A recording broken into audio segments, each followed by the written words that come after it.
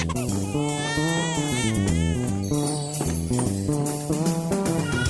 to the Parents at Work podcast, a podcast for the modern parent working in the modern world. Join us as we interview leading experts in their fields to unveil the secrets working parents need to succeed at work. Welcome to the Parents at Work podcast, the podcast for parents who still want to excel at work even though they've got small children or children at all. This is sponsored by the Spiegel Law Firm, where we represent folks who have been fired or afraid they might be.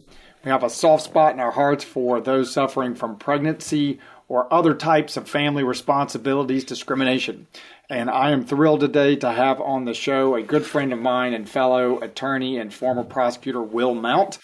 Will's expertise is the same as mine in that he has children and has managed somehow to hold down a full-time job. Not only a full-time job, but his own firm. So, Will, I'm going to let you talk about what you do and how people might find you if they wanted to.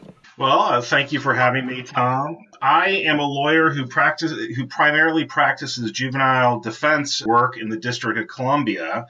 I'm part of a small law firm with one other partner who she primarily practices family law as well as probate. You can check both of us out at our website. It's www.dzmlegal.com, where you can find our contact information and phone numbers. And we're more than happy to help people at any time, day or night.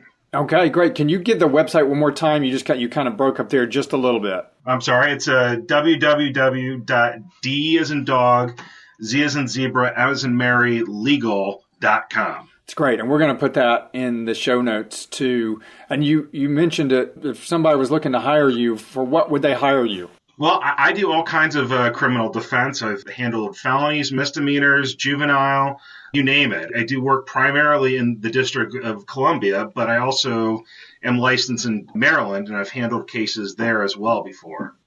Now, my partner, Judith, she handles more of our family law practice, including divorce as well as child custody, as well as she also handles a probate practice in the District of Columbia. So we've divided up our practice fairly well between the different areas of law. And you guys aren't brave enough to come into Virginia? Come on now.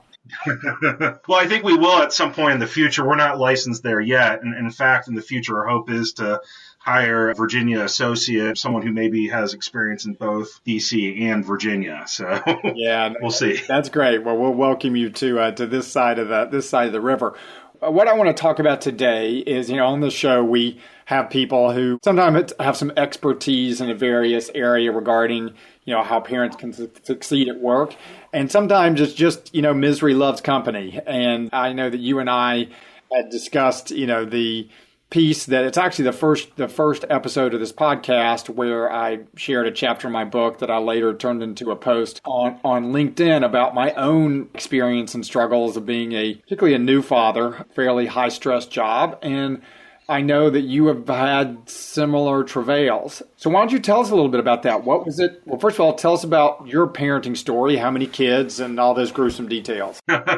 We have one child right now, Liam. He's 3 years old. And we actually just found out recently that we're about to have our second child coming on the way next year in June. So, hey, congratulations. Thank you. It's very early, but we are a growing family, I would say, at this point in time. My background, and I think my wife's background as well, is in social justice. And we've done a lot of different jobs throughout our life involved in social justice. Between college and law school, I worked for a women's homeless shelter in D.C. After law school, as you mentioned earlier, I worked for the U.S. Attorney's Office prosecuting domestic violence cases. And my wife, she works for the Downtown Baltimore Family Alliance, in which she is the executive director of, which they're trying to bring new and young families to Baltimore. And so what we'll say is this, is that we love the jobs that we do. They're definitely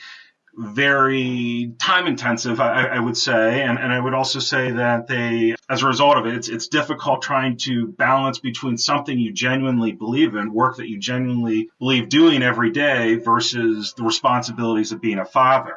As I'm sure it was for you, Tom, when I first became a father to my son, I was completely and totally unprepared. I bought the books. I tried to read everything that I could and get prepared. But quite frankly, there's just nothing like the real world experience of having a screaming baby right in front of you. And you sort of have to learn on the fly at that point in time. And unfortunately, and fortunately, I guess, is sometimes you also have client obligations to go along with that.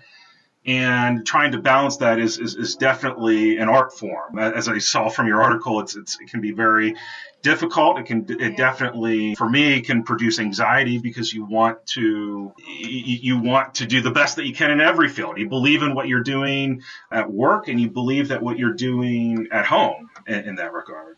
Yeah, no, it's absolutely true. And I think, this ground has been well covered, but I think we're living it that, today there are both increased expectations about what you will do for your children, just in terms of ensuring not only for their physical or emotional well-being, but there aren't and I don't know there was ever a golden age necessarily. I know that, every period had its drawbacks, particularly back in the day when women didn't have as much choices they do now in their careers, and so they had to stay home. But nevertheless, there was a time, I think, that there were just more different expectations and more resources. I know, when I was growing up, there was never, and my mom was pretty involved with what we were doing, but there was never expectation she was going to watch us 24/7. She'd let us out to play with friends and didn't feel a need to stand out there and make sure we didn't get kidnapped, or she'd just let us play, and then we'd come back and we were tired. And that just doesn't happen now. Not in a lot of places it doesn't, particularly in urban areas. You just don't have those kinds of resources.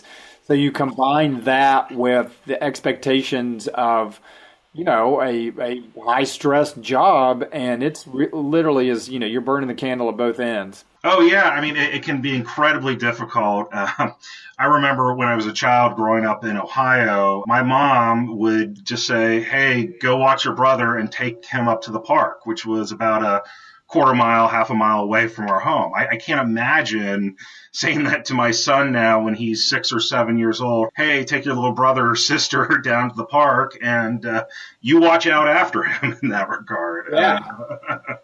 That just doesn't happen. And quite frankly, I mean, there's been some crazy stories in the news of parents who've tried doing that and then are charged with criminal neglect or civil neglect as a result of that. I mean, it's just unheard of. But I guess getting to your point as well, it's a difficult balance in terms of when you have a child, particularly small children, they want to see you all the time in that regard. And you can't really explain to them saying, listen, daddy has to go do this, or daddy has to file a brief or whatever.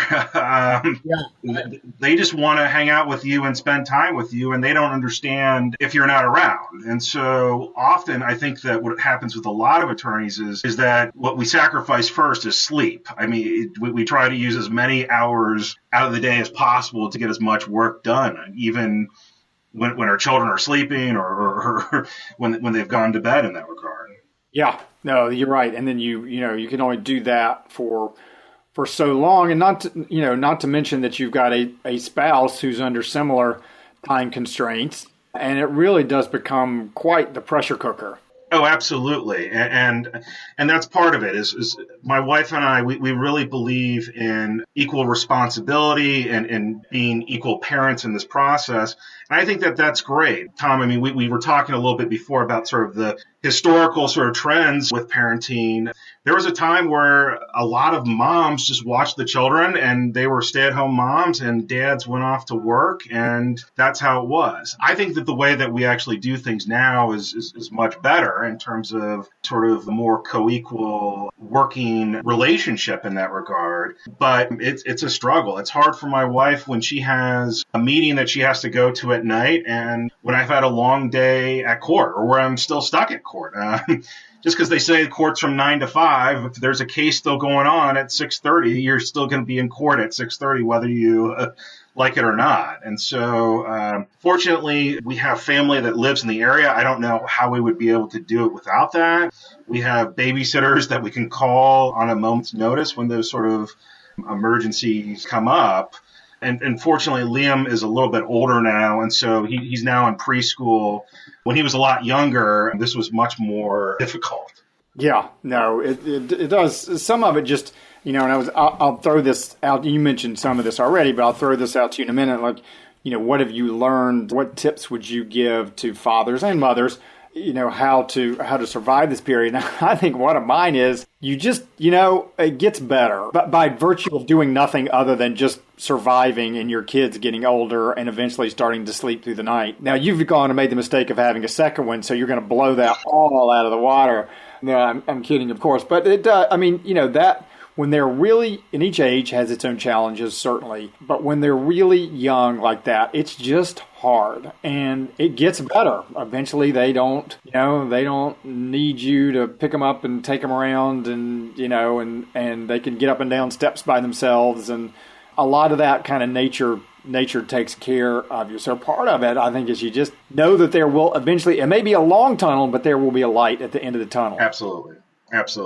I'll say this as well, is that I remember when Liam was born, at the very beginning, there was definitely a time in which I was working just a ton of hours, a lot more than I am actually right now. And as a result of that, my wife and I discussed this. We had to step back and sort of reassess. And I think that that's something that's incredibly important for all couples who have young children, is to constantly be communicating with your spouse and even trying to communicate with your child if possible to sort of assess what really are the priorities. I would say, and I think most people would agree, is that family has to be the number one priority. It's hard. It's hard when you have a small practice like I do. I know you have a great practice as well, Tom, and I think that there's a unique sort of thing for people who have their own practice, and that you constantly want to be bringing business in. You constantly want to be growing your practice. You don't know when your next case is going to come, so you never really want to turn down a case at one point or another. But still, nonetheless, it's just so incredibly important. You have to sort of say, my kids come first. Right. Yeah. Your kids come first. And this is something that I have not done a great job with, certainly over the years, but so I'll give some lip service, because intellectually, I think it is very important, although I don't walk the walk as much as I should. Taking time out to take care of yourself and taking time out to spend time with your spouse or significant other. It's often those two things are the first to go by the wayside when the time really gets tight. You give up date night, you give up the road trip with your friends, because there's just a limited amount of time. And I think, of course you got to make those choices, and it's not, you can't, live your life like you were, single and childless again. But I think it's important to protect those, because, your kids suffer when you're not at your best, and when you're exhausted, and when you've had no time to do something to recharge your own batteries. Right. And what I would suggest along those lines is to potentially start with something monthly at first. I think it's incredibly difficult to say, okay, we're going to have a weekly date night. And if you can do it, that's great. And I congratulate those who can. But my wife and I, we strive now to at least have a monthly date night where we go out and we do something different. And part of it is trying to find other childcare options. I have friends, for example, who are very not comfortable with putting their kids with other people. And what I suggest is that, you definitely need to vet and make sure the babysitters and the people out there who are watching your children are trustworthy.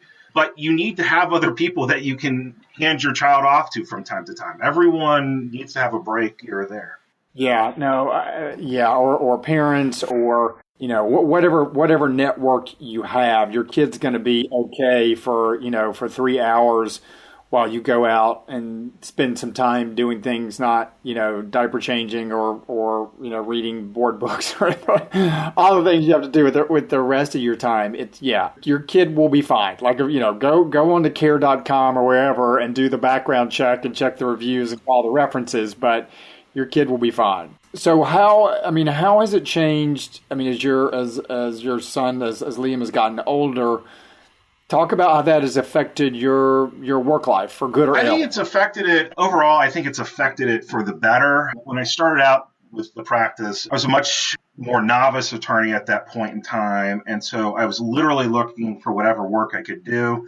At some points in time, I was working in Maryland doing bail arraignment shifts in which I would represent clients literally just at arraignment, trying to avoid any sort of bail being placed on them whatsoever. During that period of time, from time to time, I was working shifts, sometimes from 4 until midnight, sometimes from midnight until 8 in the morning, and then I would be going to work the next morning. And, with my practice sort of building, with being able to find enough work from the DC Superior Courts, I do think that my practice is a lot more stable right now. One of the benefits, one of the great things about owning a practice and being your own boss in that regard is that I can make up my own schedule. If I don't want to work, I don't have to work. If I do want to work, I definitely can. And so that sort of flexibility is great. As my son gets older, if he has a soccer game, for example, well, if I have enough advance notice, I can schedule to be off for that soccer game. He was in a little soccer program actually last year on Mondays, and I made a priority to be at every soccer game. I mean, it's 2-year-olds kicking a ball around, but, that's important. It's important to show your kid that you're there and that what they are interested in, you value as well, and that you believe in. Yeah, those things are priceless. So what, and I don't know that there is much to be done, but how do you think things will be? I was going to say, what were you doing to prepare for number 2? But how do you think how are you in a different spot now than when you were before you had your first one? I think the great thing about number 2 is a lot of people have warned me that it gets a lot tougher, that you go from sort of being able to overwhelm the child with 2 parents in terms of, if my wife is tired, I can take over. If I'm tired, my wife can take over. And that's a real benefit. But I think that with having 2 kids, we're now going to go to person-to-person defense in that regard, in terms of we're both going to have to be on a little bit more. Now, the benefit, though, is that we've both been through this process once before. And so the surprises of pregnancy aren't going to really surprise us. The late nights, we're used to that at this point in time. We've dealt with that. And fortunately, in our case, I think we spaced it enough apart that our son will be old enough where he still needs help, don't get me wrong, but it's not sort of the same sort of intensity as it was with dealing with a 1-year-old. Tom, as you said earlier, it does get better. It gets significantly better. And I mean, there were times 6 months into our first son that was like, how are we going to survive the next 17 and a half years of doing it? And now we've agreed to re-up in that regard. Yeah. So we clearly liked it. Yeah, right. At least our case, we were just too dumb to know. Otherwise, we all make mistakes, right? No, it does. It gets, and you're still, it'll get even better with Liam in terms of at least the physical demands on you. The mental demands, remained. But, my oldest now is 12 or about to be 12. That, yes, he is some amount of work. We can't just let him roam free. But for the most part, he's doing his own thing. I can't get him to clear his dishes, but other than that, he's pretty self-sufficient, which is, so that time does come. And, I don't be too overly sappy about it, but you kind of miss you miss some of those younger stages, pay attention, treasure them while they're there. I saw this Facebook post, which is rung true. Like, you never know when the lasts are going to be. You remember the firsts, remember when they took their first step. You remember the first time that they, rode a 2-wheeler. You don't, because you don't know when the lasts are. Like, I was thinking, I will never, knock on wood, hopefully, have to bathe Harrison ever again. But that's also kind of a little bit of melancholy, because I'm like, wow, There was a day, I don't know when it was, when I gave him his last bath. Those kinds of things. When you're in it, you're like, oh man, I got to do bath time. But there does come a time where it doesn't happen again. No, absolutely. One thing that I recommend to dads, that honestly at first, again, I went into this not knowing anything. And so I relied on my wife, who is just an amazing woman and in every way whatsoever. But it's a really good idea early on to get alone time with your children in that regard, particularly for dads who are working a lot, just so that your son and you or your daughter and you can spend time together and have your own little special things. I have a tradition with my son now that I make sure to take him to one baseball game each year where it's just him and me. Like my wife and I, we go to Baltimore Oriole baseball games all the time, but we have a little tradition going now where Liam and I will go to one game a year, and it'll just be daddy-son time, and we'll do whatever. Basically, I'll do whatever he wants to do. We'll get popcorn, you name it. But it's a great way to bond sort of individually with your son. I think there's a lot of times where men feel like,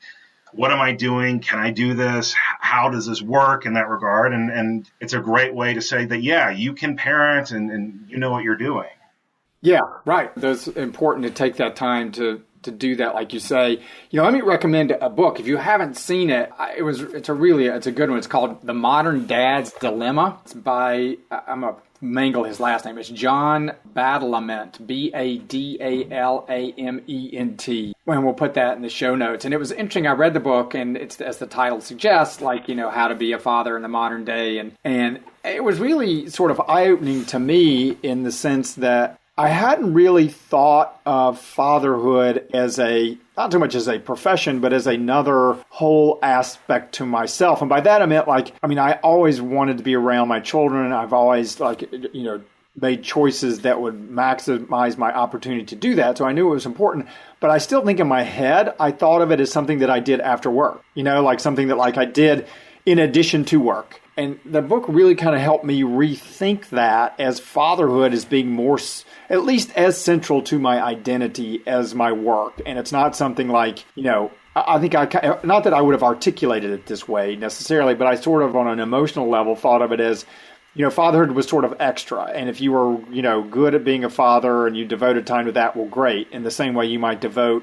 time to being a good banjo player or something like that, But it was somehow outside of work and therefore outside of your core of your value. And I read that. I'm like, no, that's not it is.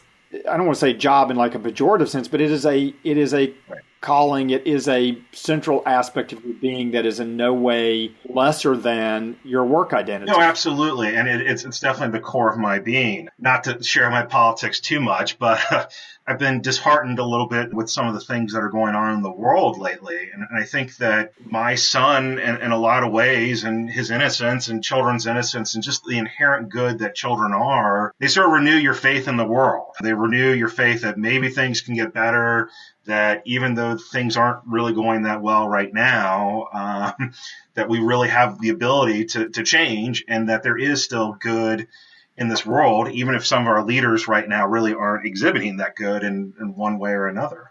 Yeah, no, they do give you, kind of faith in humanity until you see them, at the park gouging each other's eyes out and you're sort of Lord of the Flies. You're like, okay, I guess there is something elemental to us like that. But no, it's absolutely right. It does give you a different perspective. Well, listen, is there anything that we haven't talked about, for fathers who may be going to be new fathers or fathers who are at work and sort of struggling? Anything else we haven't covered that you'd like to talk about? Well, one other thing that I just wanted to say was one of the benefits that I think is having great people around you as well can be really helpful to new fathers, particularly in the professional side of life. I have a great law partner in Judith Del Quadro Zimmerman, and I'm very, very blessed to have her around. I mean, I can't tell you the number of times in which my son has been sick or there's been something else going on in which Judith has come in and to the rescue and been able to save me in that moment in time. And Tom, I know you have a great staff behind you as well. And I think that that's something that particularly for a small business in that regard, to have people around you who you can trust and you can reach out to and who will do an amazing job. And so I think that that's something that I'm super blessed with that has made this process that would be a heck of a lot more difficult, a lot easier in that regard. Yeah, no, having a good support network is key, and people that understand you, which may mean that if you're at a job that you don't have that, you look for another job. There are a bunch of different ways to make a living, and there are are, more flexible jobs and, jobs that are more supportive. I mean, there are a number of, an easy Google search will give you, a top 10 list of good places to work if you have a family that are family friendly sorts of places. And it may be that's something that a new father or new mother needs to look at is sometimes you can change your work and sometimes you can't. Absolutely. And, and making the best of the situation. I mean, as you suggested earlier, it does get better. It will get better. But definitely having that support system in place, I don't know how I would get through some weeks without it in that regard. And that's what makes it a lot easier. But every week, what I suggest is easier than the week before it. And so fingers crossed that will be the case with number 2 as well. Yeah, no, we'll wish you the best of luck. It's good stuff. It'll be exciting. Well, Will, I appreciate you coming on. This has been, as always, great talking to you, and I'm sure people will find what you had to say very, very useful. And we'll have you back on when you've had baby number 2, and you can share your wisdom of surviving 2 kids. Great talking to you, Tom. Have a great day. Bye-bye. Okay, take care. Bye, Will. Thanks for joining us for another episode of the Parents at Work podcast. Are you interested in learning more about our show, our hosts, or today's guest? Do you have a comment or question you'd like to share with the Parents at Work community? Then contact us at www.spigellaw.com/podcast. We'll see you next time.